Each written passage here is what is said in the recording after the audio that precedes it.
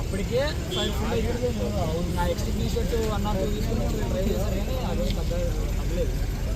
ఇంకా అది అట్లా పెరిగి అందులోపల మన వాళ్ళు కాల్ చేశారు, కాల్ చేశారు. బెంగళూరు నుండి హైదరాబాద్ బస్సు వెళ్తుందండి. వచ్చే దారిలో మన కర్నూలు తర్వాత, యాక్చువల్గా నేను కర్నూలులో ఎక్కాను. కర్నూలు తర్వాత మనకి ఈ స్టేజ్ ఉంది. ఇప్పుడు యాక్సిడెంట్ ఎక్కడైతే జరిగిందో అక్కడ నుండి ఒక 6 కిలోమీటర్స్ అవతల టైర్ బర్స్ట్ అయింది. బట్ ఏ టైర్ బర్స్ట్ అయింది అనేది ఎవరికి తెలియదు అనమాట. సో సౌండ్ అయితే పెద్దగా వచ్చింది. ఆ సౌండ్ వినేసి సరే ఏదో జరిగిందని చెప్పేసి అయితే ఉంది ఐడియా. బట్ మన వాళ్ళు బస్సు ఆపుకోకుండా అట్లా స్ట్రైట్గా వచ్చేసారు.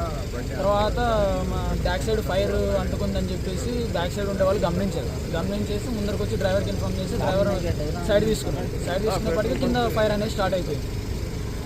మనకి బయటకు వచ్చిన తర్వాత మళ్ళీ చూసి అంత ఫైర్ అనేది పెరిగిపోతుందని తెలుసుకొని కింద ఉండే మట్టి గిట్టి అంతా తీసుకొని అంతా దాని మీద ఫైర్ మీద వేశారు. బట్ అది కంట్రోల్ కాలేదు. తర్వాత పెట్రోల్ పంప్లో నుండి ఎక్స్టింగ్విషర్స్ తీసుకుని వచ్చి దాని మీద వేశారు ఫైర్ మీద. బట్ అప్పటికే అది పెరిగిపోవడం వల్ల 2 ఎక్స్టింగ్విషర్స్ కూడా ఏం పనికి రాలేదు. అంతలోపల తర్వాత మళ్ళీ ఫైర్ ఇంజన్కి దానికి కాల్ చేసేపాటికి వాళ్ళంతా వచ్చారు. ఇంకా తర్వాత సినారియో అనేది తెలిసింది. ప్రాబ్లం అయితే ఎవరికి లేదు. మొత్తం అంతా లగేజ్ ప్యాసింజర్స్ మొత్తం ఇది చేస్తాం.